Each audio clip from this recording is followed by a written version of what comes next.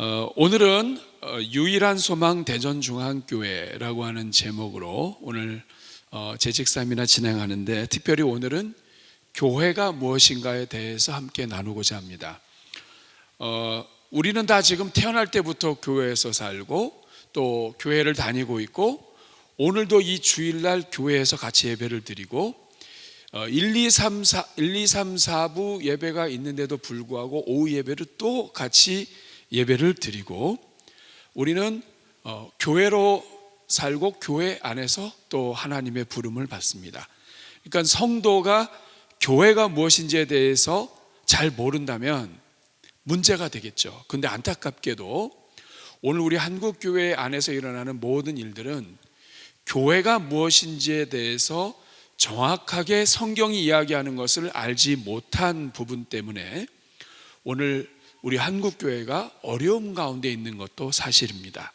오늘 짧은 시간이지만 교회가 무엇인가, 여러분 나눠드린 프린트물에 보면 교회란 무엇인가 해서 두 가지가 나와 있습니다. 첫 번째 거, 두 번째 거가 있는데 1번은 전통적으로 우리가 알고 있는 교회에 대한 거예요.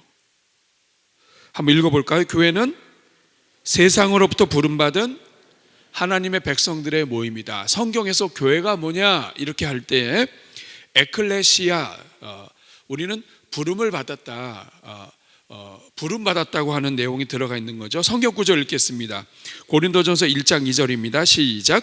고린도에 있는 하나님의 교회 곧 그리스도 예수 안에서 거룩하여지고 성도라 부르심을 받은 자들과 또 각처에서 우리 주 곧 그들과 우리의 주 되신 예수 그리스도의 이름을 부르는 모든 자들에게. 이 고린도전서 1장 2절 말씀이 교회에 대한 가장 오래된, 그리고 성경에서 아주 분명히 말씀하시는 이 교회에 대한 정의입니다. 교회는 뭐냐? 고린도에 있다, 어느 한 지역 안에 있는 하나님의 교회, 곧 고린도에 있는 하나님의 교회는 누구냐? 어떤 사람들이냐? 곧 그리스도 예수 안에서 거룩해져서 성도라 부르심을 입은 사람들. 그러니까 예수 그리스도를 믿고 구원받은 사람들이 교회다. 자, 질문하겠습니다. 교회는 사람인가 건물인가? 사람입니다. 그 다음에 또 각처에서 우리의 주 곧 그들과 우리의 주 되신 예수 그리스도의 이름을 부르는 모든 자들. 곳곳에 흩어져 있지만 각 처에서 예수님의 이름을 부르는 사람들, 주님을 부르며 주님과 함께 사는 사람들, 이게 교회입니다. 그러니까 사실 이 안에서만 봐도 교회는 부름받아서, 세상으로부터 부름을 받아서 하나님의 백성들이 된 모든 사람들이 교회고, 이 교회가 설령 모여 있지 않고 따로 떨어져 있다 할지라도 그 있는 곳에서 예수님의 이름을 부르고 예배가 살아있는 사람은 교회이다. 예수님 믿고 살아가는 사람은 교회이다. 이게 교회에 대한 첫 번째 정의입니다. 교회는 뭐냐? 세상으로부터 부름받은 하나님의 백성들의 모임이다. 교회는 혼자 존재하지 않는다. 교회는 모임이다. 이 모임이 교회다. 대전중앙교회는 이 대전중앙의 이름으로 함께 모인 성도들이 교회인 거예요. 그리고 이 건물은 성도들이 함께 모일 수 있도록 하나님이 허락하신 공간이 됩니다. 그래서 교회는 사람들이에요. 그런데 교회는 이 첫 번째만 있는 게 아닙니다. 두 번째 같이 읽겠습니다. 시작. 교회는 세상으로 보내심을 받은 예수 그리스도의 제자들이다. 교회는 세상으로부터 부름을 받아서 구원받아서, 예수님 믿고 구원받아서 함께 모여서 예배드리는 예배 공동체요, 함께 모여서 하나님을 찬송하는 이러한 하나님의 구원받은 백성들의 모임이지만, 동시에 이 교회는 예수님께서 그냥 모여서 우리들끼리 예배드리라고 이 교회를 세우신 것이 아니라 함께 모여서 하나님의 은혜를 감사하고 동시에 하나님께서 주신 사명을 감당하도록 한 공동체가 교회인데, 그 사명이 뭐냐? 요한복음 20장 21절에서 23절 같이 읽겠습니다. 시작.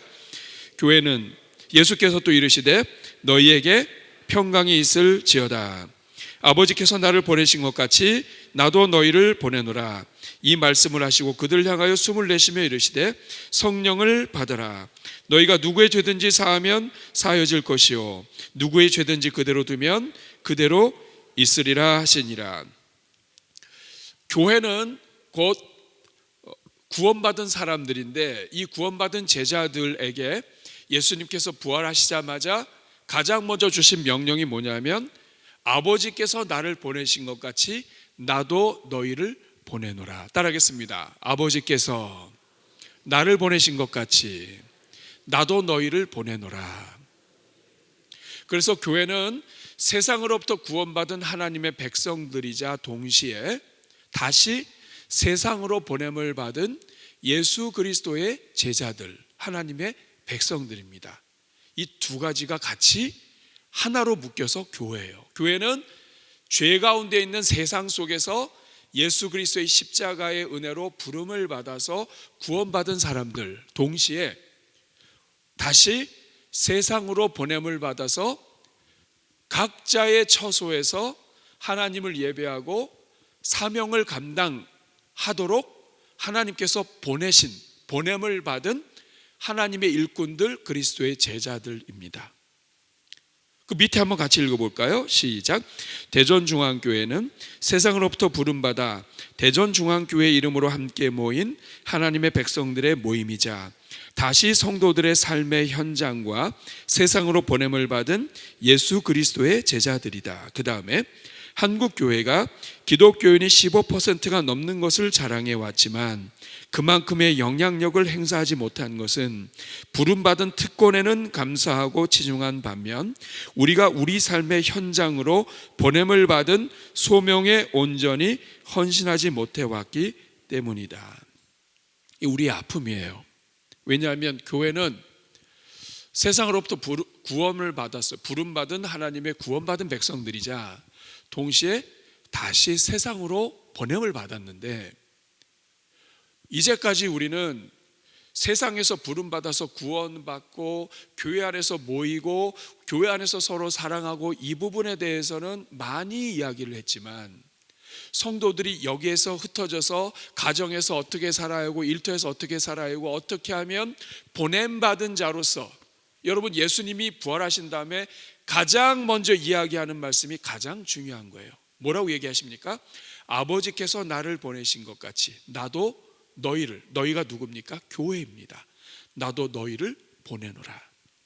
그러니까 교회는 보냄받은 공동체예요. 그리고 성령이 부어주셨는데 오직 성령이 너에게 임하시면 너희가 권능을 받고 예루살렘과 유대와 사마리아 땅끝까지 이르러 내 증인이 되리라. 성령을 주신 목적이 뭐예요? 증인이 되는 거예요. 성령을 주신 목적은 교회 안에서도 함께 뜨겁게 사랑하고 축복하지만 보냄받은 자로서 각자의 삶 속에서 예수 그리스도의 증인이 되게 하나님께서 살도록 성령을 주신 거예요. 그러니까 우리는 성령 충만을 좋아하고 성령의 은사를 좋아하고 방언의 은사를 사모하고 그리고 막 뜨겁고 은혜 받은 것은 좋아하면서 성령을 주신 진짜 목적은 삶 속으로 들어가서 증인이 되는 건데 이걸 놓쳤단 말이에요. 그러다 보니까 여기 15%라고 겸손하게 썼지만 사실은 20%가 넘은 적도 있어요. 그런데 교회는 큰 교회가 많고 대형 교회가 많은데 지역에서 사회의 영향력은 작은 거예요. 그러니까 여러분 젊은이들이 답답한 거예요. 하나님께서 교회를 세우신 것은 분명히 목적이 있는데 이 땅에 있는 교회는 모여 있는 것은 너무 좋아하고 그런데 점점 폐쇄적이 돼요. 우리 교회, 우리 거. 그런데 교회 바깥에 있는 영혼들에 대해서 책임, 왜 하나님이 이 지역에 교회를 세워주셨는가에 대한 대답을 교회가 못 해주는 거예요. 그러니까 젊은이들이 자꾸 떠나가는 겁니다. 그런데 여러분 이거 회복해야 돼요. 두 가지가 다 있어야 됩니다. 우리는 세상으로부터 하나님의 은혜로 부름을 받아서 구원받은 하나님의 백성들이에요. 동시에 우리는 세상으로 보냄을 받은 사람들입니다. 우리의 영적인 승부는 세상에서 나는 거예요. 세상에서 성도들이 어떻게 사느냐에 따라 이 땅의 교회의 운명이 결정되는 거예요. 그런데 부족한 부분이 있었다 이 말이에요. 자, 그러면 2번, 교회를 세우신 이유가 무엇인가? 목적이 무엇인가? 1번, 첫째는 뭡니까? 구원을 이루고 하나님의 역사의 도구로 쓰시기 위해서. 그러니까 사실은 이 앞에 빠져 있는 것이 있죠. 우리는 뭐예요? 교회를 통해서 우리가 하나님을 예배하도록 부르셨습니다. 동시에 하나님께서는 이 구원을 우리에게 베푸시고 우리를 통하여 다른 영혼들을 구원할 수 있도록 교회를 사용하십니다. 우리 마태복음 16장 18절 19절 같이 읽습니다. 시작. 또 내가 내게 이르노니 너는 베드로라. 내가 이 반석 위에 내 교회를 세우리니 음부의 권세가 그 다음에 무엇을 주리라? 천국 열쇠를 내게 주리니 네가 땅에서 무엇이든지 매면 하늘에서도 매일 것이요 네가 땅에서도 무엇이든지 풀면.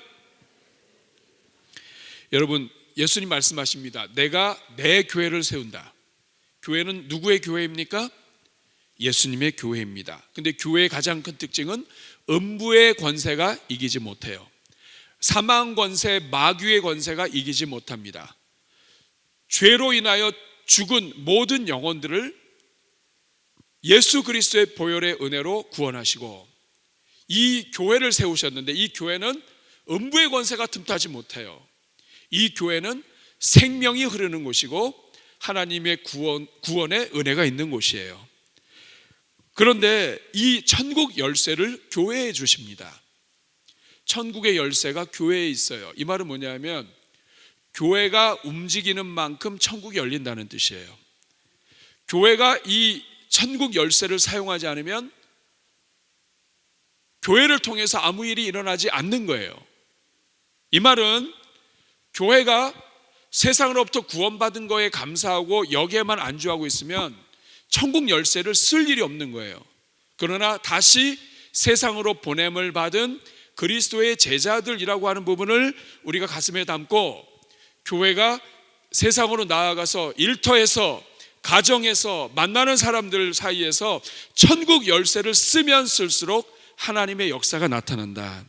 그래서 여기 보면 네가 무엇이든지 매면 하늘에서 매인다. 무엇이든지 풀면 하늘에서 풀린다. 네가 이 열쇠를 가지고 잠그면 땅도 잠기고 네가 땅에서 열면 하늘도 열린다. 교회에 열쇠를 주셨다 이 말이에요. 그러니까 여러분, 이건 오늘 저와 여러분도 마찬가지예요. 여러분에게는 다 하나님께서 은혜의 열쇠를 주셨어요. 여러분을 구원하시고 그리고 여러분을 여러분의 삶의 현장으로 보내셨어요. 그리고 열쇠를 주셨어요. 여러분이 그 열쇠를 쓰면 열리고 열쇠를 쓰지 않으면 닫히는 거예요. 저는 여러분들이 열쇠를 쓰는 은혜가 있기를 축복합니다. 그 다음 구절 보실까요? 시작. 하나님은 모든 사람이 구원을 받으며 진리하는 데 이르기를, 있죠? 그 다음 페이지 있죠? 네. 하나님은 모든 사람이 구원을 받으며 진리하는 데 이르기를 원하십니다. 이 일을 위하여 교회를 쓰시는 거예요. 두 번째, 왜 교회를 세우셨는가? 교회를 통해서 하나님의 가장 중요한 계명과 그리고 하나님의 뜻을, 사명을 이루시기 위한 거예요. 첫 번째, 가장 큰 계명은 사랑하라입니다. 같이 읽습니다. 시작. 예수께서 이르시되 내 마음을 다하고 목숨을 다하고 뜻을 다하여 주 너희 하나님을 사랑하라 하셨으니 이것이 크고 첫째 되는 계명이요 둘째도 그와 같으니 내 이웃을 내 자신같이 사랑하라 하셨으니 이 두 계명이 온 율법과 선지자의 강령이니라. 이 율법을, 가장 큰 계명을 교회를 통해서, 실천함을 통해서 세상에 하나님을 나타내고 하나님이 사랑이시라고 하는 것을 교회를 통하여 보여주기 원하시는 겁니다. 여기에서 두 가지를 찾아낼 수 있습니다. 첫째는 예배, 하나님을 사랑하는 것, 이것이 예배예요. 여러분 빈칸에다가 여러분이 쓰시면 되겠습니다. 하나님을 사랑하는 것, 사역, 봉사, 섬김, 이것은 이웃을 사랑하는 거예요. 하나님을 사랑하는 것이자 동시에 이웃을 사랑하는 교회예요. 여러분이 갖고 있는 은사를 가지고 교회 안에서 사용하는 것, 부서에서 섬기는 것, 또 다른 영혼들을 위하여 안내하고 인사하고 섬기는 것, 두 가지가 다 있습니다. 하나는 하나님을 섬기는 것이자 동시에 다른 이웃을 사랑으로 섬기는 것이 됩니다. 그래서 여러분이 봉사하는 모든 것들은 하나님 사랑과 이웃 사랑이 같이 연결되어 있습니다. 또한 가장 큰 사명, 제자를 삼으라고 하는 이것도 교회에 주셨어요. 그래서 교회의 공동체를 통하여 이 일이 계속되게 하셨습니다. 같이 읽습니다. 시작. 예수께서 나와 말씀하여 이르시되 하늘과 땅의 모든 권세를 내게 주셨으니 그러므로 너희는 가서 모든 민족을 제자로 삼아 아버지와 아들과 성령의 이름으로 세례를 베풀고 내가 너에게 분부한 모든 것을 가르쳐 지키게 하라. 볼지어다 내가 세상 끝날까지 너희와 항상 함께 있으리라 하시니라. 예수님께서 승천하시기 전에 제자들에게 주신 명령입니다. 너희는 가서 하늘과 땅의 모든 권세를 하나님이 주셨으니 이제 너희는 가서 모든 민족을 제자로 삼아라. 이게 본 동사예요. 동사입니다. 그러니까 너희는 가서 제자 삼아라. 어떻게 제자를 삼느냐? 가서 복음을 전해서 아버지와 아들과 성령의 이름으로 세례를 주고 그리고 분부한 모든 것을 가르쳐 지키게 하라. 지킬 때까지 반복해서 가르쳐서 말씀대로 사는 하나님의 제자, 그리스도의 제자들로 계속해서 세워가라. 이 사명을 교회에 주신 거예요. 그러니까 교회는 왜 이 땅에 교회를 세우셨는가? 하나님을 예배하고 하나님을 사랑하고 이웃을 사랑하고 그리고 땅끝까지 복음을 전하고 그 밑에 보면 전도 선교 가서 제자 삼으라. 교제 세례를 베풀어 하나님의 가족이 되게 하라. 가르쳐 지키게 하라. 이 말은 말씀대로 사는 성도가 되게 해라. 이 일을 교회에게 맡기시고 교회가 이 일을 감당하도록 하신 거예요. 저를 보세요. 여기서 우리는 아주 중요한 사실을 발견하게 됩니다. 뭐냐면 예수님께서 뭐라고 하셨냐면 내가 내 교회를 세운다. 자, 교회는 누가 세우시는 거예요? 누가 세워요? 예수님이 세우세요. 그러면서 예수님이 승천하시기 전에 교회에 주신 명령은 뭐예요? 가서 제자를 삼으라는 거예요. 근데 여러분 그 밑에 한번 읽어보겠습니다. 로이 모렌이라고 하는 분이 이런 글을 썼습니다. 예수님이 오늘 이 땅에 오신다면 현대 교회를 향해 왜 너희는 내가 하라고 명령한 것 제자 삼는 제자 세우기는 하지 않고 내가 하겠다고 한 것 내 교회를 세우리라를 하고 있느냐고 물으실 것이다. 여러분 이 말씀이 무슨 뜻인지 이해가 되세요? 저를 보세요. 옆에 분 인사하겠습니다. 할렐루야. 네. 지금 시간적으로 비몽사몽의 시간입니다. 예수님께서는 마태복음 16장 16, 18, 17, 18, 19에서 얘기하셨습니다. 내가 내 교회를 세우겠다. 자, 교회는 누가 세우는 거예요? 예수님. 그 예수님이 제자들에게 명령하셨습니다. 그러므로 하늘과 땅의 모든 권세를 내게 주셨으니 그러므로 너희는 가서 모든 민족을 제자로 삼아라. 자, 그러면 교회가 할 일은 뭐예요? 제자를 삼는 거예요. 예수님이 하실 일은 뭐예요? 교회를 세우는 일이에요. 근데 이 로이 모렌이라고 하는 분은 이걸 지적하는 겁니다. 뭐냐면 이 땅에 있는 교회는 제자를 삼아야 되는데 교회를 세운다 이거예요. 그 차이를 느끼시겠습니까? 자, 그 밑에 문단 읽겠습니다. 그 다음 줄 같이 읽습니다. 시작. 성경을 자세히 보면 예수님은 교회를 세우라고 하지 않으시고 제자를 삼으라고 하셨다. 교회는 예수님이 세우신다고 하셨다. 대신 제자들에게는 제자를 삼으라고 하셨다. 그 이유는 십자가의 은혜로 구원받은 제자를 삼는 것이 곧 교회를 세우는 것이요 그렇게 제자들이 세워질 때 그 제자들을 통해 교회가 세워지는 것이기 때문이다. 다시 말하면 예수님께서는 제자들에게 너희는 가서 제자를 삼아라. 어디를 가든지 어느 민족 어느 선교지를 가든지 가장 먼저 하는 일은 제자를 세워라. 사람을 세우면 그 사람이 교회예요. 그리고 그 교회를 통해서 하나님의 교회가 세워진다는 뜻이에요. 다시 말하면 사도 바울을 보면 알 수 있습니다. 사도 바울은 어느 지역을 가든지 유대인을 만나면 유대인에게 복음 전하고, 또 자주장사 맞죠? 네. 이렇게 복음을 전해서 남자든 여인이든 이렇게 복음을 전하게 되면 그 사람을 통해서 교회를 세웠습니다. 다시 말하면 먼저 사람이 세워지고 그리고 교회가 세워지는 거예요.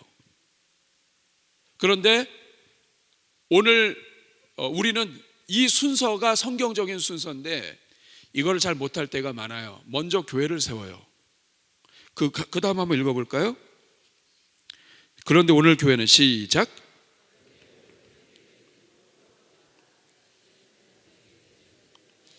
제자를 세우지 않고 교회부터 세우기 때문에 수많은 개척 교회들이 교회 건물 관리와 월세 등 재정적 부담을 안고 시작한다. 그러다 보니 정작 제자 세우는 일을 등한시하는 우를 범하고 있다. 먼저 복음을 전해서 사람을 세우고 모아진 사람들이 함께 기도하면서 교회가 세워지는 거예요. 이해가 되십니까? 근데 그렇지 않고 교회부터 세우게 되면 그 교회를 세운 것 때문에 교회 건물 관리 또 여러 가지 이런 거 월세 이런 것들 다 하다 보면 나중에는 사람을 세워서 교회로 든든히 서야 되는데 이 모든 재정적인 부담 때문에 제자를 못 세운단 말이에요. 여기서 우리는 잘 확인을 해야 돼요. 예수님이 명령하신 거는 교회는 주님이 세운다. 그러니까 먼저 일꾼을 복음을 전해서 예수님 믿게 해라. 제자가 되게 해라. 그러면 구원받은 사람들이 함께 모여서 교회가 세워진다. 그건 하나님이 하신다 이 말이에요. 우리 어르신들 가운데 저보고 목사님은 교회 개척하시는 거 어떻게 생각하시냐고. 저는 좋게 생각을 합니다. 남가주에 있을 때에도 6개 교회를 개척해서 세우는데 도와드렸어요. 최선을 다해서 도와드렸고, 그리고 잘 서도록 함께 최선을 다해서 후원을 했습니다. 그런데 방법이 어떤 방법이냐면 무작정 교회 세우는 거 저는 반대입니다. 저는 그렇게 안 합니다. 성경적이지 않아요. 먼저 할 일은 뭐냐면 사람을 세울 수 있는 복음을 전해서 생명을 일으키고 제자를 만들 수 있는 능력이 우선이에요. 먼저 복음을 전해서 사람을 세울 능력이 그래야 세워진 제자들과 함께 일꾼들과 함께 교회를 하나님이 세우도록 내 교회를 내가 세운다. 예수님이 그 안에 역사하시는 거예요. 순서가 뭐냐? 사람을 키울 수 있는 사역자가 돼야 돼요. 제자를 세우고 생명의 복음을 전해서 일꾼을 만들 수 있고, 이 한 명의 제자를 세우기 위해서 내 생명을 던질 수 있는 그러한 이 결단과 헌신이 돼 있으면 이 사람은 어디다 내놔도 교회를 할 수 있습니다. 그런 사람을 함께 구원받은 일꾼들, 함께 말씀의 능력으로 세워진 사람들이 함께 가서 교회가 개척이 되면 그 교회는 제자를 세우는 교회가 돼요. 근데 그렇지 않고 먼저 건물을 알아보고 먼저 교회 간판을 세우면 제자는 없고 건물만 생긴다고요. 그러면 이 교회는 건물값 이런 거 저런 거 다 내다가 지쳐가지고 제자 삼는 일을 제대로 못해요. 순서가 바뀌었다 이 말이에요.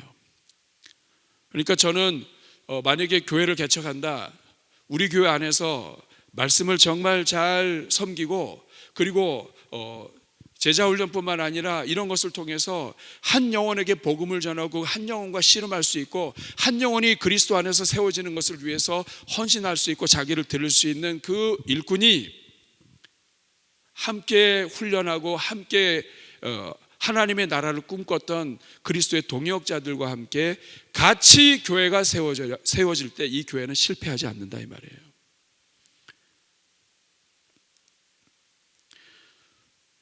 우리 한국 사회가, 대한민국 교회가 막 여기저기 일어나고 할 때는 이 순서가 바뀌어도 괜찮았습니다.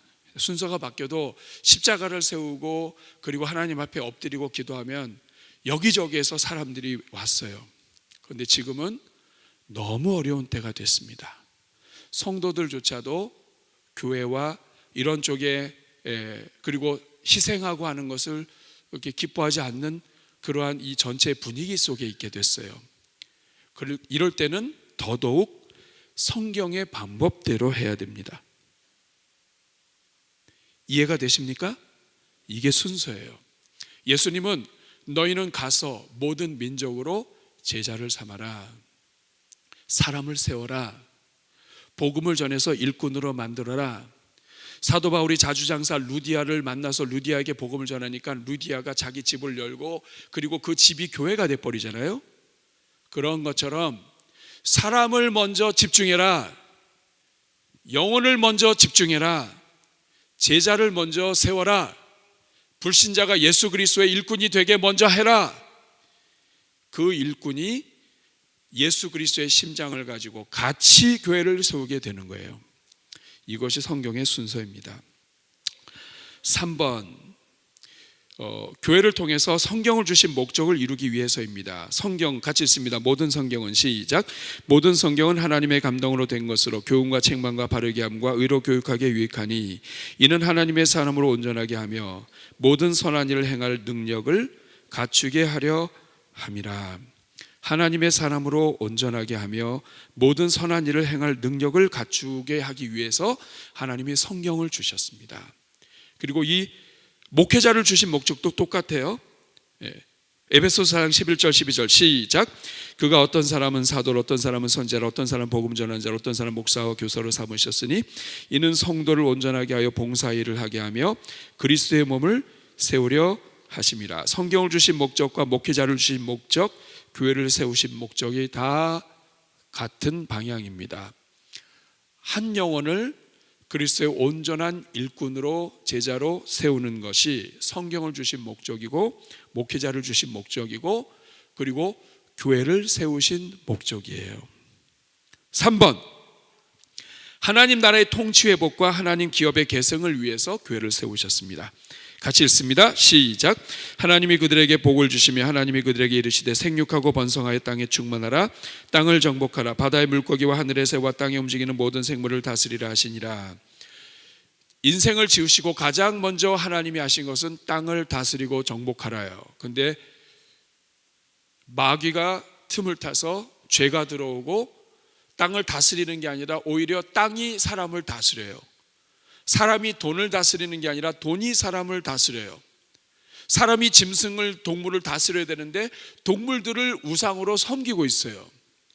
이 모든 것들로부터 다시 회복하고 하나님 나라의 통치가 이루어지도록 하기 위해서 하나님이 교회를 세우셨습니다. 창세기 5장 4절 5절 아담은 셋을 낳은 후에 800년을 지내며 자녀들을 낳았으며 그는 930세를 낳고 죽었더라. 결국 인간은 뭐냐면 하나님 잘 믿다가 자식 남겨놓고 죽는 거예요. 이런 것처럼 교회는 이 땅에서 영혼들을 잘 섬기고 구원해서 영혼들을 남겨놓고 죽는 거예요. 주님 오실 때까지.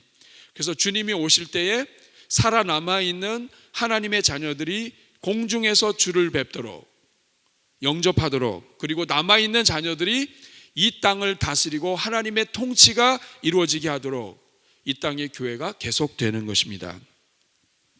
그 데살로니가전서 4장 17절 읽습니다. 시작. 그들로 우리 하나님 앞에서 나라와 제사장들을 삼으셨으니 그들이 땅에서 왕노릇 하리라. 하나님과 함께 왕노릇하고 그 다음에 같이 읽습니다. 시작.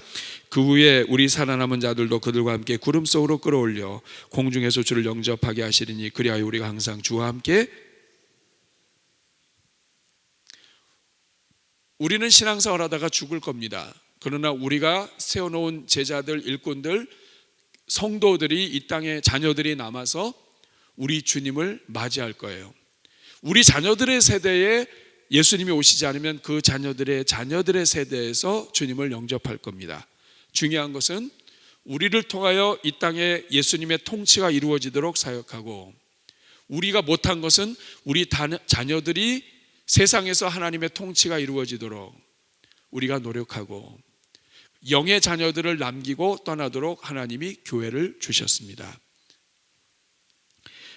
4번은 남은 선교의 사명을 완수하는 것이다. 그래서 지금까지 교회가 무엇인가, 그리고 교회를 세우신 이유가 무엇인가 하는 것을 대략적으로 정리했습니다. 더 많은 것이 있지만 요 정도만 제가 정리를 해드렸습니다.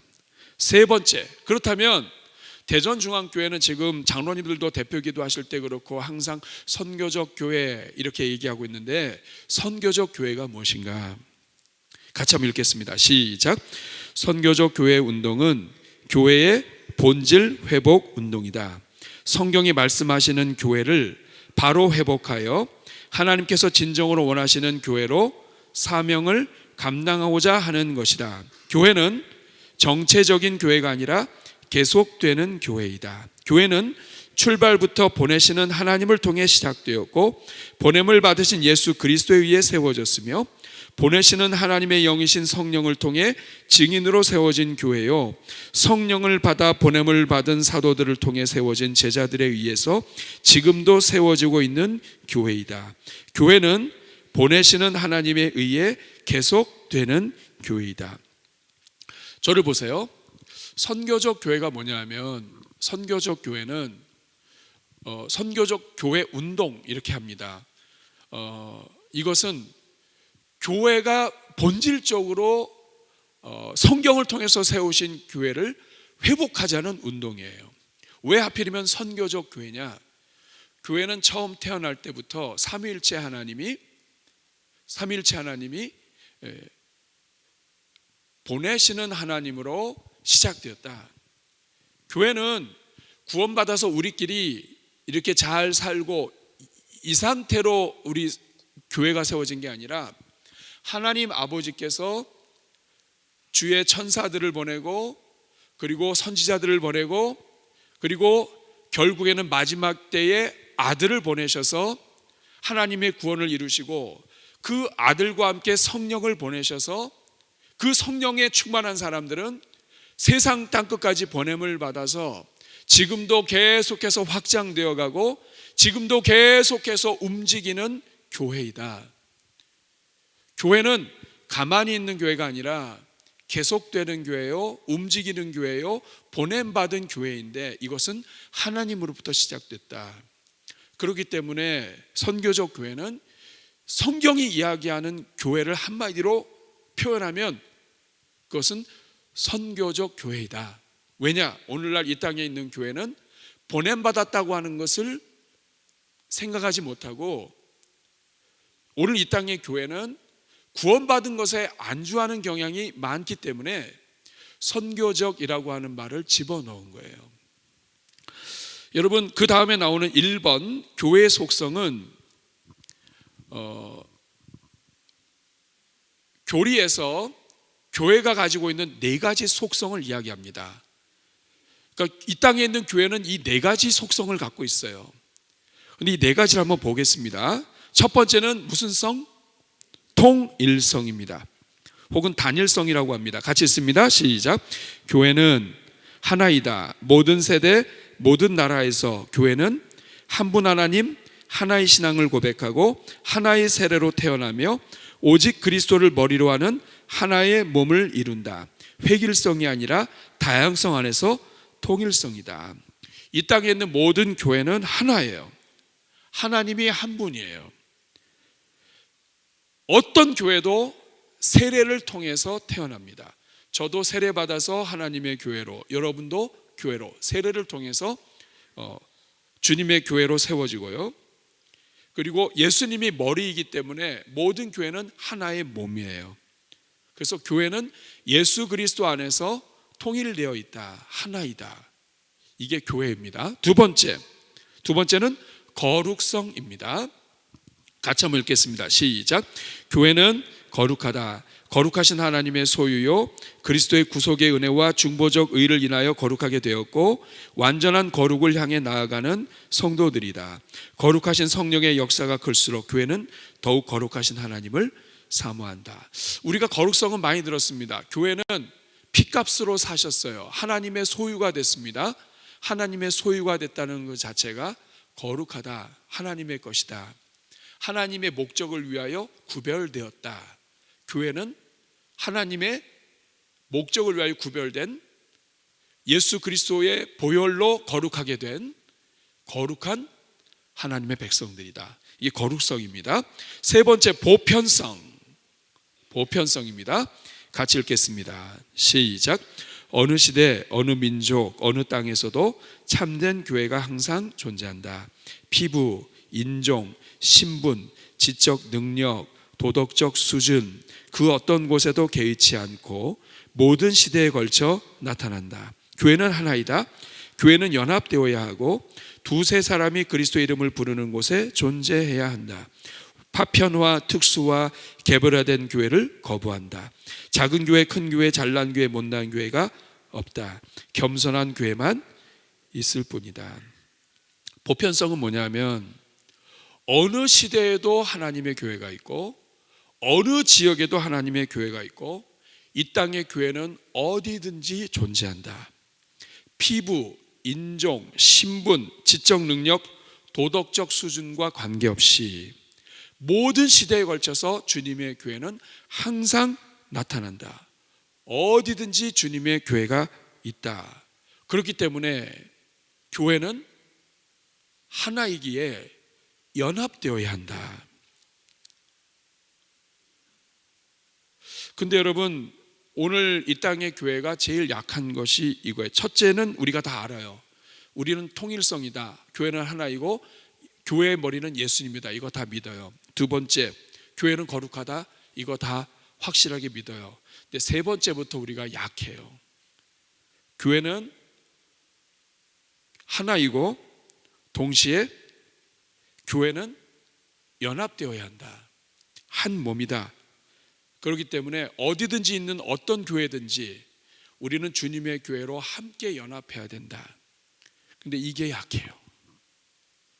교단과 이 모든 것들, 신학 이런 부분들이 작용하기 때문에도 그렇지만은 알게 모르게 불편한 거예요. 우리랑 조금 다른 사람들하고 자꾸 있다 보면 좀 지치고 피곤하고 불편한 거예요.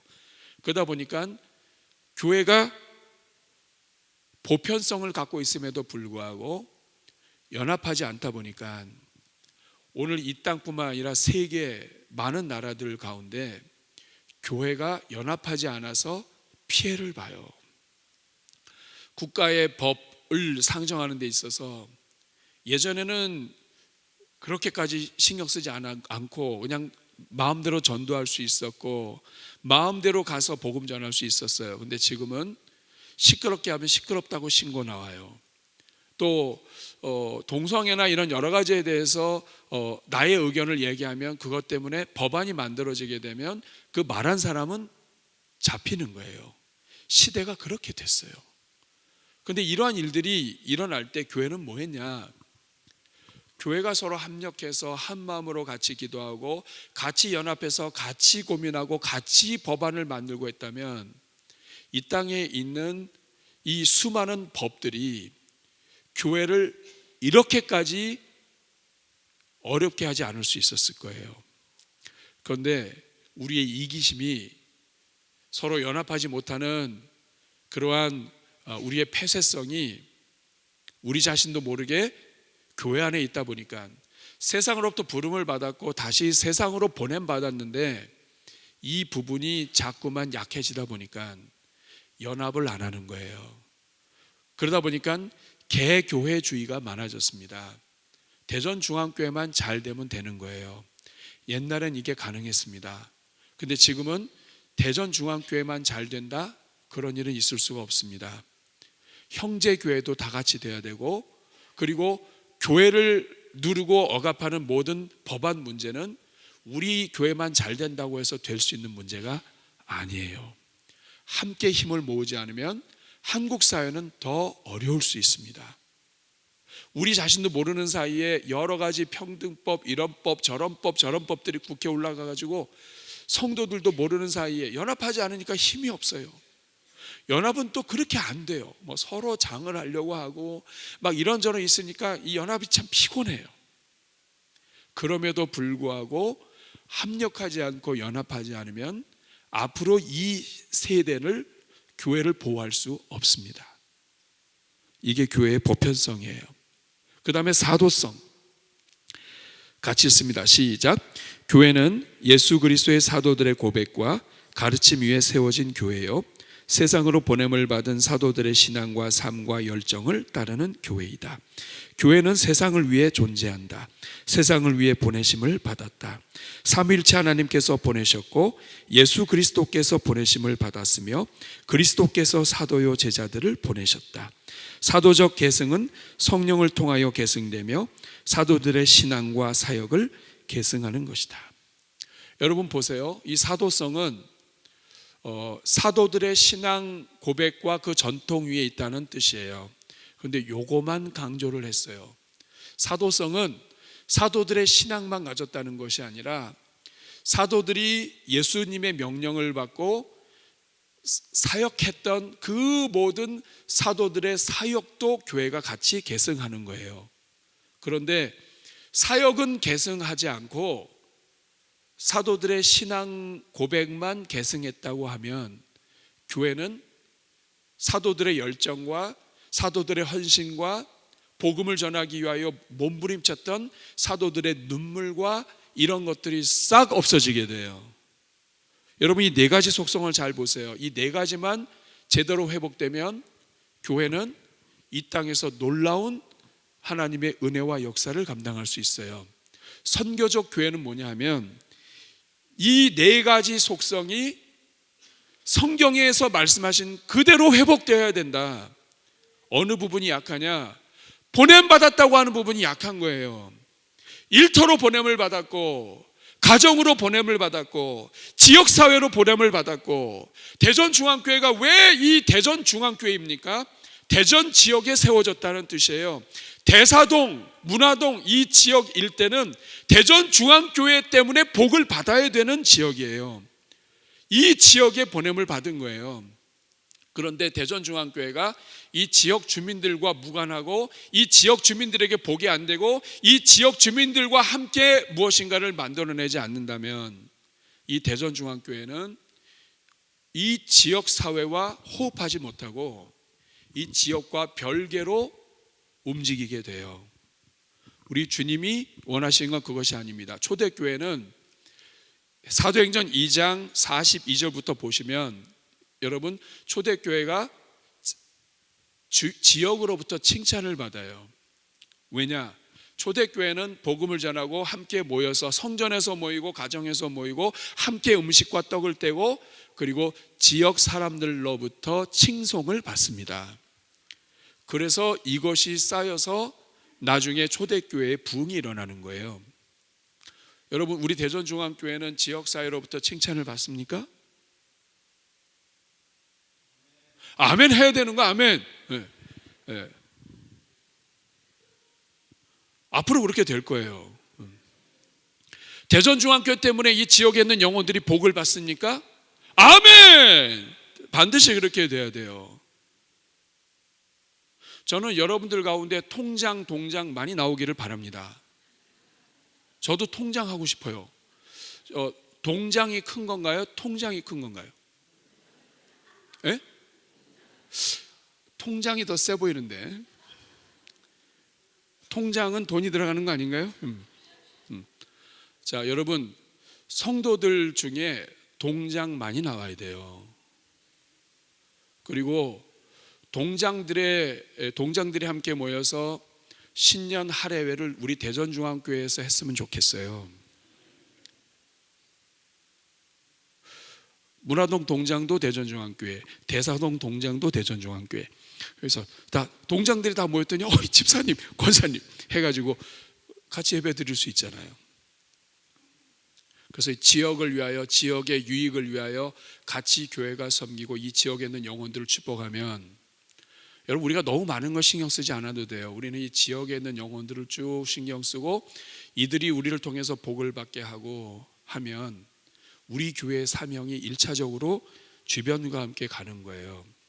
그리고 성도들의 일터에서 하나님의 은혜가 넘치도록 일터를 축복하고, 일터에서 어떻게 하면 정말 칭찬받는, 고문관이 아니라 제 교회 다니는데 이제 우리랑 따로 놀아, 이게 아니고 일터에서도 존경을 받고 인정을 받고, 일터 안에 서 있는 연약한 사람들, 그들을 그리스도께로 인도할 수 있는 그 능력과 이 모든 리더십을 교회를 통해서 배우고, 그래서 우리의 이 지역사회가 복을 받고 성도들의 일터에서 그리스도의 은혜가 나타나고, 그래서 이 지역사회를 우리가 같이 섬길 때에 그게 여기 나와 있는 교회예요. 통일성, 거룩성, 보편성, 사도성, 교회의 속성을 온전히 회복하는 것, 그것이 선교적 교회예요.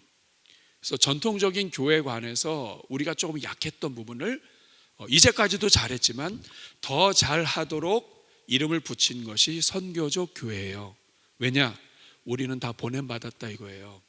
모여서 우리끼리 예배드리고 우리끼리 잘 먹고 오늘 간식, 오늘 점심 너무 맛있었고 이렇게 해서 이렇게 해다가 가는 게 교회가 아니에요. 함께 모여서 불을 받고 일주일 동안 우리에게 허락하신 가정에서, 일터에서 어떻게 살아야 되는가 하는 부분을 결단하고 가도록 하는 것이 교회예요. 그래서 우리는 따라하겠습니다. 세상으로부터 부름을 받은 하나님의 백성들의 모임, 다시 세상으로 보냄받은 예수 그리스도의 제자들, 이게 교회예요. 그래서 우리는 부름받았고 보냄받았어요. 모이는 교회, 흩어지는 교회, 함께 모여서 하나님을 예배하고 흩어져서 하나님을 예배하고, 함께 모여서는 공동체가 같이 뜨겁게 예배하고 여기에서 불을 받고, 흩어져서는 가정에서, 일터에서, 삶 속에서 하나님을 예배하고, 그래서 우리가 있는 모든 곳에서 하나님의 불이 임하도록 하는 것, 이게 교회입니다. 이 교회를 만들어야 우리 자녀들이 이런 이 성경이 가르치는 교회를 바로 알고 세상으로 나가야 학교에서, 직장에서 변화될 거 아니에요? 국회의원들이 30명이 넘고 50명이 넘으면 뭐예요? 저는 우리 자녀들 가운데 정말 이 선교적인 교회를 가지고 시대를 뒤집을 수 있는, 대한민국을 정말 하나님의 영광의 나라로 세울 수 있는 그러한 일꾼들이 나올 수 있기를 간절히 축복합니다. 자, 그러면 대전중앙교회 사명은 무엇인가? 교회가 이런 거라면 대전중앙교회는 어떤 사명을 가져야 되는가? 같이 읽겠습니다. 시작. 세상의 가슴을 그리스도의 가슴으로 세워가는 가슴 벅찬 축복의 공동체. 대전중앙교회는 1번 세상입니다. 가정, 일터, 이웃, 지역사회, 도시, 대한민국 세 개의 관심을 갖고 세상에 있는 가슴, 세상의 가슴은 그리스도가 없는 죄로 죽은 심령입니다. 껍데기만 얘기하는 게 아니라 이 속에서부터 썩었다는 거예요. 하나님이 없는 가치관과 사상으로 살아가는 모든 세상의 가슴, 영혼들, 이게 세상의 가슴이에요. 그런데 이들을 그리스도의 가슴으로, 그리스도의 가슴은 그리스도의 마음, 그리스도의 사랑, 그리스도의 열정을 가진 그리스도처럼, 그러니까 세상의 가슴을, 불신자를 그리스도의 가슴으로, 이 말은 뭐냐면 예수님과 같은 사람으로, 단지 복음을 전해서 간신히 구원받는 사람이 아니라 예수님을 닮아가는 그리스도의 제자로 세상의 가슴을 그리스도의 가슴으로 세워가는, 4번 있죠. 세상의 가슴을 그리스도의 가슴으로 세워가는, 우리 자신이 먼저 그리스도의 제자가 되어 그리스도의 가슴으로 자라가는 교회, 세상의 영혼을 제자를 삼아 그리스도를 닮은 제자로 세우는 교회, 그리고 그리스도의 심장과 사랑으로 세상을 구하고 섬기는 교회, 영적으로 성장해서 또 다른 제자를 세울 수 있는 진짜 헌신된 일꾼, 제자, 이런 사람을 세우겠다는 거예요. 세상의 가슴을 그리스도의 가슴으로 세워가는 가슴 벅찬, 과거의 신앙에 안주하지 않고 오늘 가슴 벅찬, 어제까지는 가슴 벅찼는데 오늘은 절망하고 타락한, 내가 왕년에는 이거에 자랑하는 것이 아니라 오늘 뜨거운 가슴으로 살아가는, 이게 가슴 벅찬이에요. 축복의 공동체, 아브라함처럼 복이 되어 복을 유통하는 하나님의 사람처럼 세상의 복이 되어 복을 전하는 교회, 이게 세상의 가슴을 그리스도의 가슴으로 세워가는 가슴 벅찬 축복의 공동체입니다. 우리 교회는 세상을 위해서 존재해요. 하나님의 백성들을 위해서도 존재하지만 세상의 가슴을 그리스도의 가슴으로 세워가는 선교적 교회입니다. 가슴 벅찬, 오늘 예배가 살아있고 오늘 가슴이 뜨겁고 오늘 이 열정이 살아있는 축복의 공동체, 성도들이 어디를 가든지, 가정에 가든지, 지역에 가든지, 일터에 가든지 복이 되어서 복을 나누는 그러한 성도, 이러한 성도들이 모여있는 축복의 공동체, 이것이 우리 대전중앙교회의 사명입니다. 좋아요, 안 좋아요? 좋아요. 선교에는 두 가지 방향이 있습니다. 왜 대전중앙교회는 교육과 선교를 집중하는가? 1번, 선교는 수평적 지리적 방향이 있습니다. 같이 읽습니다. 사도행전 1장 8절 시작. 오직 성령이 너에게 임하시면 너희가 권능을 받고 예루살렘과 온 유대와 사마리아 땅까지 이르러. 성령이 임하시면 수평적으로 확산이 됩니다. 성령이 임하시면 너희가 권능을 받고, 처음엔 어디서부터?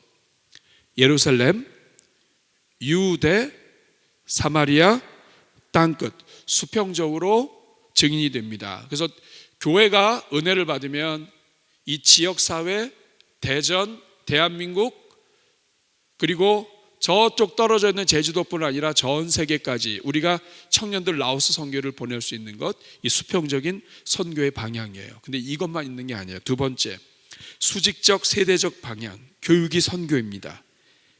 성경 구절 읽겠습니다. 시작.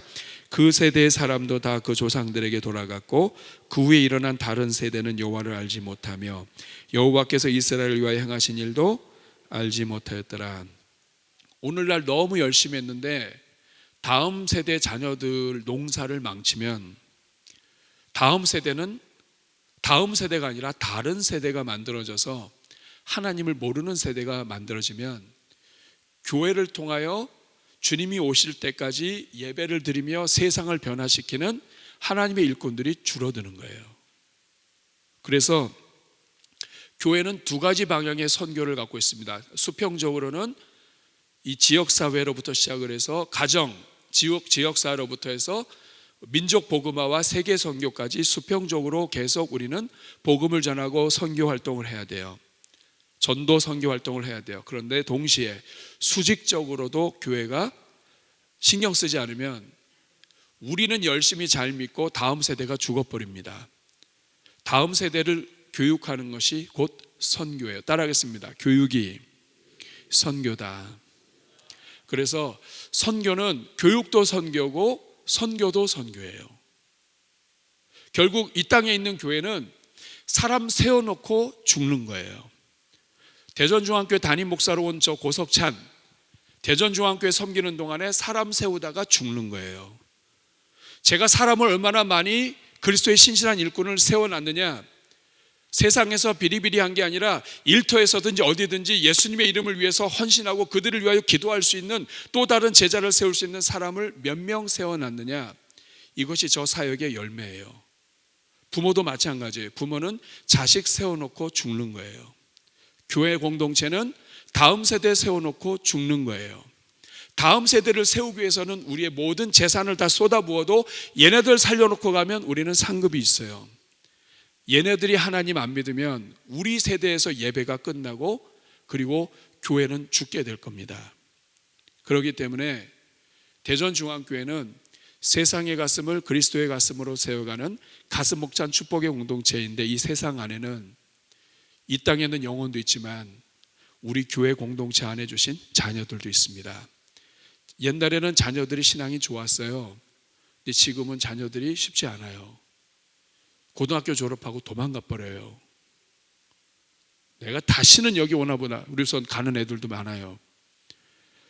세상의 가슴을 이 땅에 있는 영혼들과 우리 가족들과 그리고 우리 자녀들 그리스도의 가슴으로 세우는 일에 다 같이 헌신해서 다 사람 세우고 죽는 거예요. 우리 부모님들 고맙습니다. 우리 부모님들의 피눈물로 교회가 세워졌고 그리고 후배들이 세워졌어요. 다른 거 하다가 가면 시간이 아까운 거예요. 사람 세우다가 가야 됩니다. 잘난 신앙인 하나 세워놓으면 우리가 죽어도 하나님은 계속 영광 받으시고 이 땅이 그리스도의 통치가 임할 거예요. 믿지 않는 자들 세워놓고 죽으면 우리가 죽으면서 교회도 같이 죽는 거예요. 내 가정교회가 죽고 지역교회가 죽어버려요. 그러면 여기저기에 구멍이 나게 되면 어렵습니다. 우리 사랑하는 여러분, 말씀을 맺겠습니다. 대전중앙교회는 따라하겠습니다. 사명이 있는 교회다. 옛날에는 대한민국의 절반이 50%가 교육부가 없다고 했어요. 최근 통계는 30%입니다. 70%가 없고 30%만 교육부가 있어요. 이 말은 뭐냐면 우리 대전중앙교회는 우리가 조금만 마음을 모으고 조금만 신경 쓰고 조금만 우리가 투자하고 조금만 한 마음으로 기도하면 이 지역이 잃어버린 수많은 다음 세대 젊은이들과 아이들을 불러 모을 수 있어요. 우리는 아직 힘이 있습니다. 여러분, 이 사명을 감당하는 일에 여러분을 초대합니다. 대전중앙교회 아직 생명이 있고 은혜가 있고 그리고 이 신실한 성도들이 있을 때 여러분, 우리가 다음 세대를 위하여 준비해 놓고 그리고 죽어야 합니다. 다 죽습니다. 1년, 2년, 5년, 10년 차이고 저도 죽습니다. 죽기 전에 사람 세워놓고 죽어야 합니다. 우리 후배들이 마음껏 뛰어놀 수 있고 복음 증거할 수 있는 것 준비해 놓고 죽는 거예요. 여러분, 이게 잘 죽는 겁니다. 이 일을 우리가 같이 하는 겁니다. 한번 여러분 옆에 있는 분 한번 악수 한번 해주시기 바랍니다. 당신은 대전중앙교회입니다. 다시 한번, 당신 덕분에 교회가 삽니다. 다시 한번, 당신의 집안이 영의 집안이 되기를 축복합니다.